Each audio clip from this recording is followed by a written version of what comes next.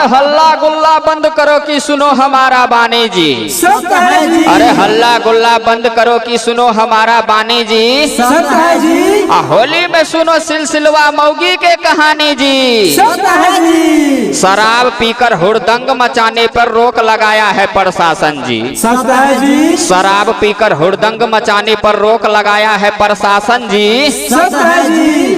कहाँ से छौड़ा पाउच पीते घर में मौगी के शासन जी। सत्य है जी। अरे होली में छौड़ा सब नीतीश कुमार से लगा रहा है गुहार जी। सत्य है जी। अरे होली में छौड़ा सब नीतीश कुमार से लगा रहा है गुहार जी। सत्य है जी। अरे दारू शराब तो बंदे है, थोड़ा सा भांगो का कीजिए जुगाड़ जी। सत्य है जी। होली में पी के आए गए छौड़ा कहाँ से दारू जी। सत्य है जी। होली में पी के आए गए कहाँ से छौड़ा दारू जी। सत्य है जी।